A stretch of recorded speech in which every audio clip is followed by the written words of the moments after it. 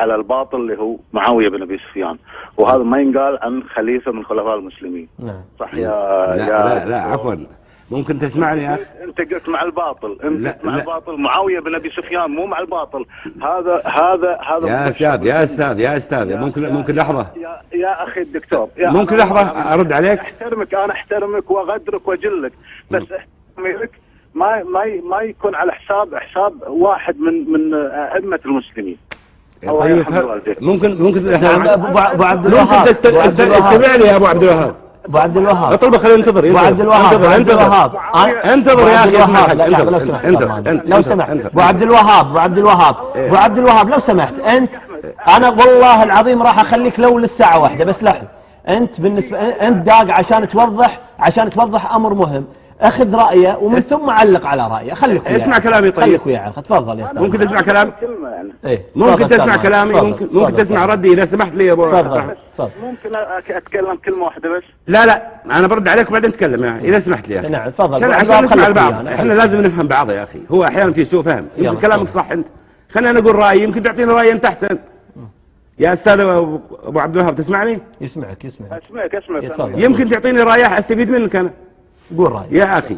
سيدنا الامام علي بن ابي طالب كرم الله وجهه، ورضى الله عنه، وعسى الله يحشر لحد ومعاه ان شاء الله. زين ممكن تسمع بس.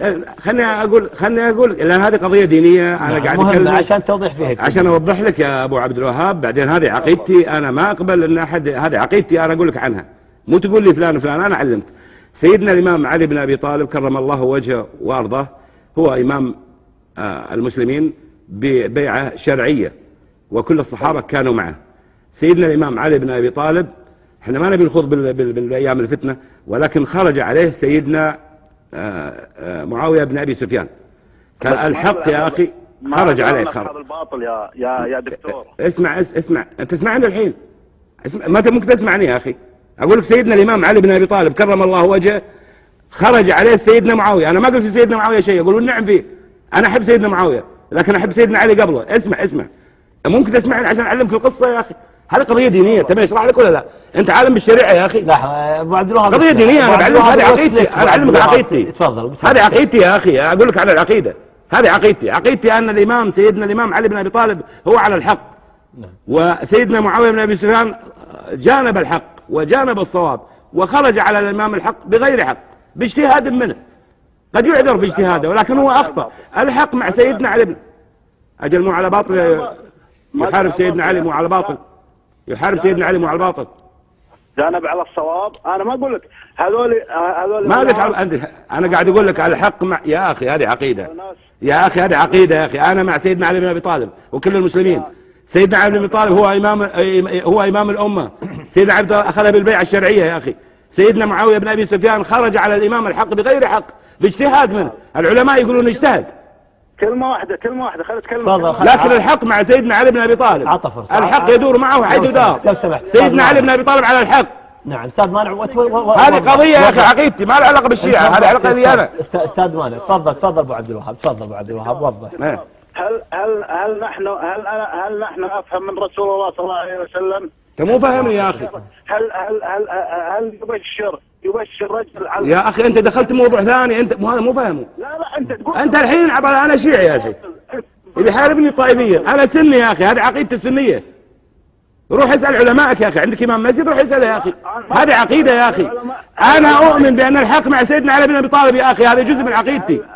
اغير عقيدتي انا. الحق مو مع علي مو معاويه يا اخي. لا تدخلنا بالقضيه يا اخي. ما اختلف انا مع سيدنا علي بن ابي طالب يا اخي. هذه عقيده، ما تدش بعقيدتي يا اخي. احنا ابناء السنه والجماعه ما عندنا علماء يا اخي. روح اسال انت. روح اسال علماء المسجد يعلمونك. روح اسال شيخ مسجد. الله يرحم والديك يا اخي. هذه عقيده يا اخي. سيدنا علي بن ابي طالب على الحق، واهل السنه يقولون ذلك. خلي ينفعك هالكلام يا اخي. هذه عقيده يا اخي. سيدنا علي بن ابي طالب على الحق، واهل السنه يقولون ذلك. خلي ينفعك هالكلام يا اخي. هذه عقيده يا اخي. سيدنا علي بن ابي طالب على الحق، واهل السنه يقولون ذلك. خلي ينفعك هالكلام. شو ينفعني؟ طيب شوف. نعم ابو عبد ليه عندكم دوله انتم؟ لا لو سمحت تغير عقيدتي انا عشان اشكر الاخ عبد الوهاب. والله ناس غريبه يا اخي. عقيدتي غيرها. نعم غير سالفه. كل واحد يمشي على رايه. هذه عقيدتي انا يا اخي. عقيدتي ان سيدنا علي بن ابي طالب على الحق. النبي صلى الله عليه وسلم يقول يدور مع الحق حيث دار. وعقيدتي هذه عقيدة السلف. سيدنا معاوية الإنسان مخطئ والناس قاعد تقول هالشكل، اجتهد وأخطأ يا أخي. شنو هذا مع معاوية؟ مؤدب أنا مع سيدنا معاوية، أقول سيدنا معاوية ما قلت شيء أنا، ولا أنكر صحابي إنه صحابي، لكن سيدنا علي بن أبي طالب هو أولى يا أخي. العالم هذا فيها شيء يا أخي. نعم. هذا بيثبت انك انت مو وش اسمه، هذا عقيده يا اخي. بعدين اللي يسال يا اخي يسال يفهم، ما يسال ما يعرف الدين ولا يعرف شيء. وما قلت انا، هي شاهدت فيها انا. يا رجل اتهم الحين حط شيعي خلاص عشان انا احب علي، يا اخي احب علي انا واحب ال البيت، واللي ما يرضى لا يرضى. غصبا عليك ما احبهم واحب الصحابه. نعم. واللي ما يرضى لا يرضى. نعم. طيب ما نعم. انا احب علي واحب ال البيت واحب سيدنا الامام جعفر الصادق، واللي ما يرضى لا يرضى، والله لا يرضى ولا بيكترضى. انا مو احب ال البيت، انا اتبارك فيهم، انا اتقرب الى الله بحبهم، انا اتقرب الله. يقول لك شنو؟ لو عاد يوم القيامه انا اواجه ربي اقول انا احب ال البيت، وانت يا ابو عبد الوهاب روح قول حب اللي تحب. شو الحكا يا اخي؟ دشوا بالعقيده يا اخي. انا احب ال البيت، صرت شيعي؟ كل مسلم لازم يحب ال البيت. هذه عقيدتي، شلون اسوي؟ انا اغير عقيدتي؟ انا انسان احب ال البيت، وان كنت اعتز بالائمه الاعلام الذين رفع عنهم الملام، مالك واحمد وابي حنيفه والشافعي، القائل يا آل بيت رسول الله حبكم فرض من الله في القرآن أنزله، يكفيكم من عظيم القدر أنكم من لم يصلي عليكم لا صلاته، اللهم صل على محمد وآل محمد. شنو القصة هذه؟ أنا أحب آل البيت وأتبارك في آل البيت وأحب الصحابة، وأنت ايش فيكم؟ فيكم بلاء. يعلمني العقيدة هذه عبد الوهاب. نعم يعني اكيد يعني نوجه الاخ ابو عبد الوهاب يروح يسال شيخ دين يا اخي. انا اقول يروح يسال شيخ فقه يعني عقيده يا اخي. هذه عقيدتي. بعدين الانسان عقيدتي هذا ما اقدر، انا ما اقدر، انا احب ال البيت اتبارك فيه وما اقدر تغير عقيدتي علشان تغيرها. انت ماجستير في الفقه يا اخي؟ انا ماجستير في الفقه والقانون. انا ما ابي التفاصيل هذه. عقيدتي حتى بدون ماجستير وبدون دكتوراه، انا عقيدتي احب ال البيت يا اخي. من حياتي انا احب ال البيت. كل مسلم كيف عاد ما يحب؟ هذا مو مشكلته، ما غصبته انا.